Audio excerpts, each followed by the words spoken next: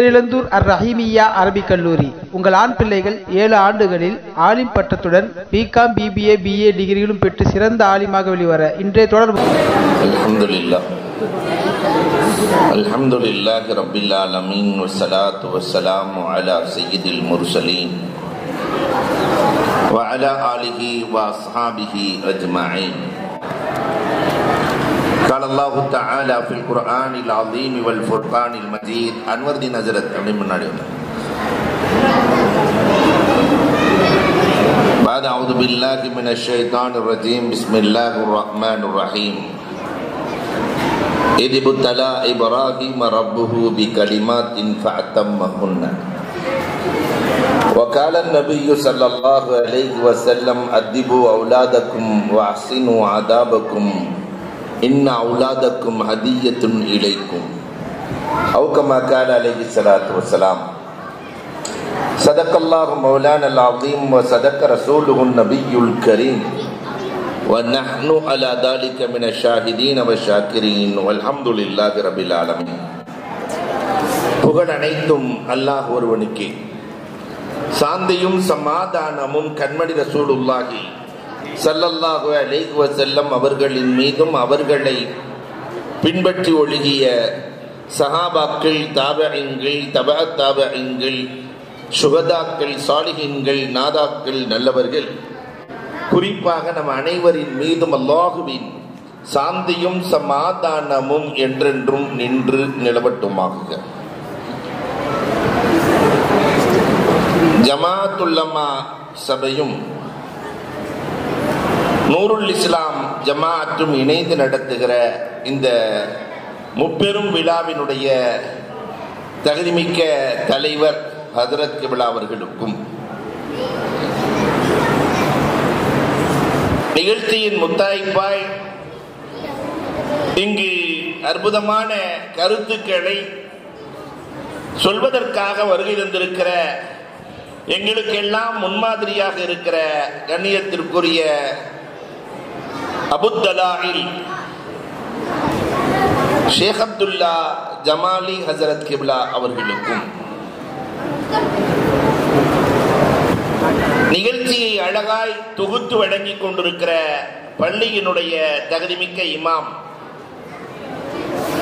முஹம்மத் இப்ராஹிம் மக்தூமி ஹஜரத் அவர்களுக்கும், மஹல்லாவை எப்படி வைக்க வேண்டும் என்பதற்கு அவர் ஒரு சிறந்த முன்மாதிரி. அல்லாஹ் கபூல் செய்து அருள் புரிவானாக. ஜமாஅத்தினுடைய கண்ணியத்திற்குரிய தலைவர் அலி ஜனாப் அல்ஹாஜ் எம்ஏ ஹாரூன் ரஷீத் சாஹிப் அவர்களுக்கும், ஜமாஅத்தினுடைய கண்ணியத்திற்குரிய செயலாளர் அலி ஜனாப் இசி முகமது இப்ராஹிம் சாஹிப் அவர்களுக்கும், கண்ணியத்திற்குரிய ஜமாஅத்தினுடைய நிர்வாகிகள், ஜமாஅத் உலமாவினுடைய அங்கத்தினர்கள், வருகை தந்திருக்கிற உலமா பெருமக்கள், ஆன்றோர்கள், சான்றோர்கள், தாய்மார்கள், இளைஞர்கள், உங்கள் அத்துணை பேர்களுக்கும், குறிப்பாக மாணவ கண்மணிகள், அஸ்ஸலாமு அலைக்கும் வரஹ்மத்துல்லாஹி தஆலா வ பரக்காத்துஹு. எனக்கு பின்னால் நீண்ட உரை ஒன்று இருக்கிறது. அதற்கு இடையிலே ஒரு 15-20 நிமிடம் பரிசளிப்பு விழாவும் இருக்கிறது. அதனால் சுருக்கமாக சில செய்திகளை மட்டும் உங்களிடத்திலே நான் சொல்லி அமர ஆசைப்படுகிறேன்.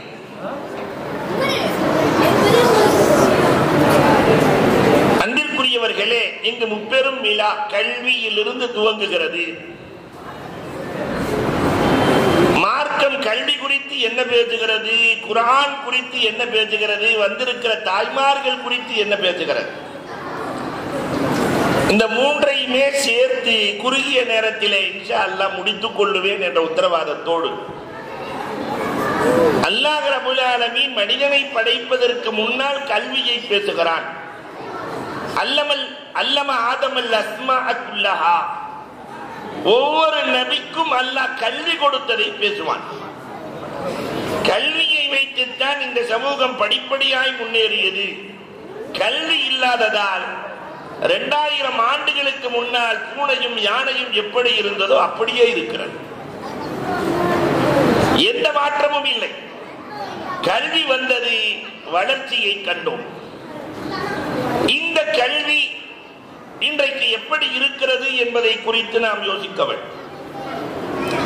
ஆதம் அலைஹிஸ்ஸலாத்திற்கு அல்லாஹ் மொழி கல்வியை கொடுத்தோம் என்று சொல்கிறான். ஆதம் அலைஹிஸ்ஸலாம் பல மொழி பேசி இருக்கிறார்கள். பொதுவாகவே மொழி கல்வி என்பது மனிதனுக்கு மிக மிக அவசியம். எத்தனை மொழி தெரிகிறதோ அவன் அத்தனை மனிதனுக்கு சமம். தமிழ் தெரியுது, ஒரு மொழிதான். ஆங்கிலம் 2 மனிதனுக்கு சமம். அதே நேரத்தில் 4 மொழி தெரிந்தால் 4 மனிதனுக்கு சமம். ஒரு கதை ஒன்று நினைவுக்கு வருகிறது, நடந்தது. திருப்பூர்காரர்கள் 2 பேர்கள் டெல்லிக்கு சென்றார்களாம். அவங்களுக்கு தமிழை தவிர எதுவும் தெரியாது. டெல்லியில் இருக்கிற ஆளுக்கு உருதை தவிர எதுவும் தெரியாது.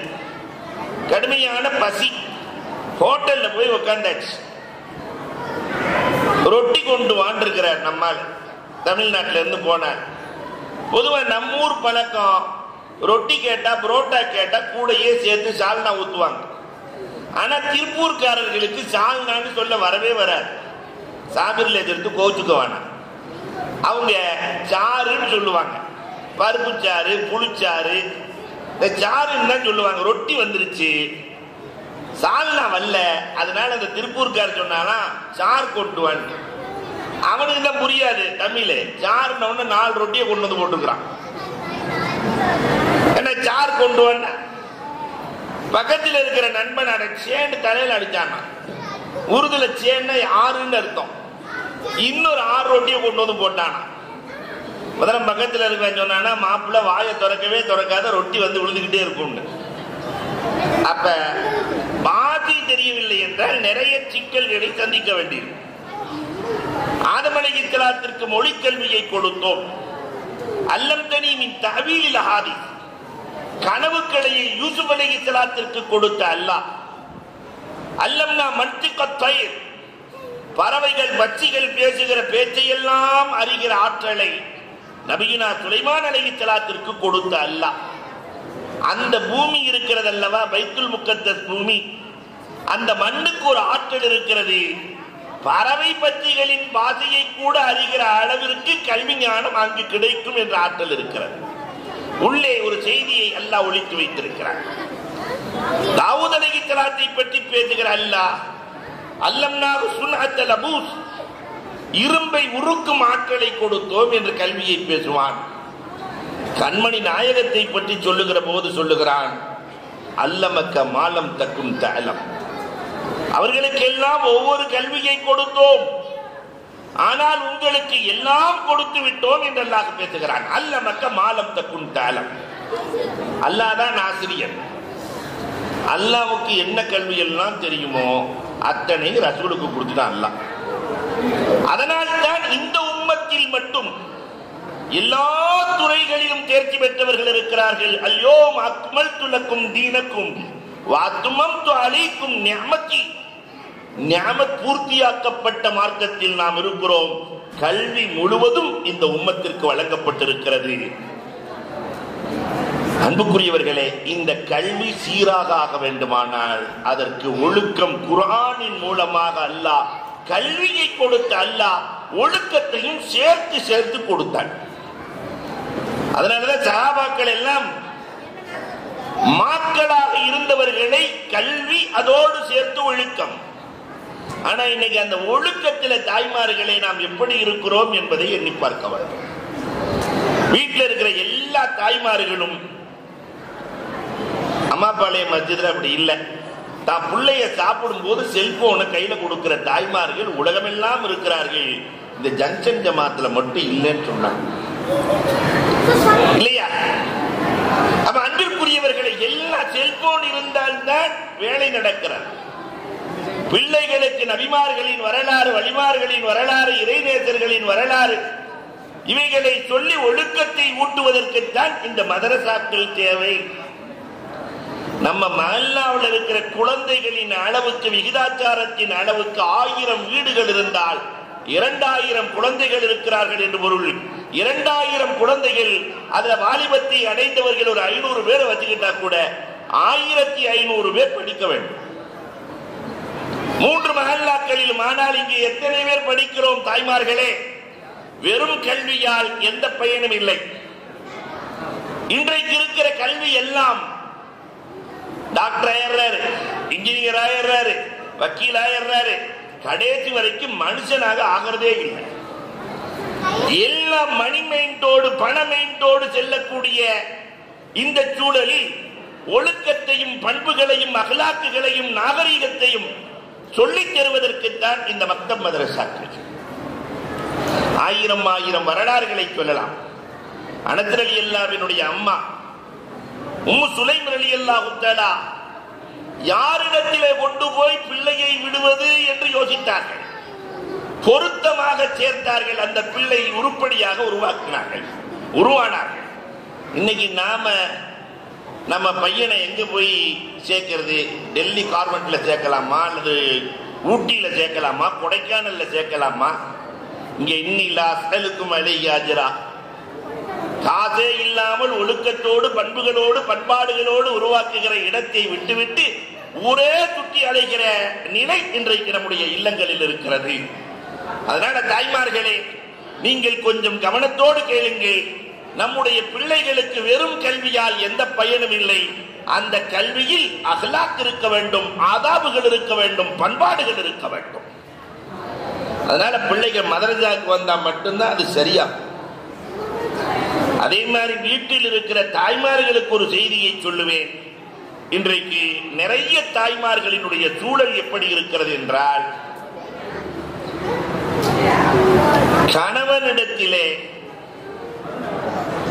எதிர்த்து பேசுகிற, குரலை உயர்த்துகிற பெண்கள் இன்றைக்கு அதிகரித்திருக்கிறார்கள். இதா ரஃபஅத் சௌதஹா, ஒரு பெண்மணி வீட்டிலே குரலை உயர்த்தினால் சுத்த பாபுல் ஃபரஹ், சந்தோஷத்தின் வாசல் அடைக்கப்படுகிறது என்றார்கள் தாஹா ரசூலுல்லாஹ். இன்றைக்கு சர்வ சாதாரணமாக பல வேளைகளில் ஈடுபட்டு வருகிற கணவனை கண்டுகொள்ளாத பண்புகள். நல்ல சீரியல் பார்த்து பார்த்து பார்த்து 11 மணிக்கு இடையில நிறைய ஆண்களுக்கு சோறே கிடையாது. 11 மணிக்கு மேல புரிஞ்ச வந்தா நல்லா இருக்கும் என்ற நிலை. சிரிக்கிறத பார்த்தா இங்கேயும் நடக்கிற மாதிரியே தெரியும். நம்ம தாய்மார்கள் அப்படி பார்க்கிற தாய்மார்கள் இல்ல. அன்பிற்குரியவர்களே, தாய்மார்கள் சிறந்தவர்களாக விளங்க வேண்டும். அதே மாதிரி எது சிறந்த குடும்பம் தெரியுமா? கணவன் வீட்டுக்குள்ள நுழைஞ்சா கஷ்டத்தில் மரா பயப்படுவான். பிள்ளைகள் எல்லாம் விரண்டோடுவார்கள். ஐயோ இந்த ஆள் வந்தாரு. இதை விட கெட்ட குடும்பம் ஒன்று இல்லை. ஏது நல்ல குடும்பம் தெரியுமா? கணவன் வீட்டுக்கு வர வேண்டும் என்று ஆவலோடு எதிர்பார்ப்பார். தகப்பன் வந்துவிட்டால் அந்த பிள்ளைகள் ஆவலோடு வந்து கட்டி அணைப்பார்கள்.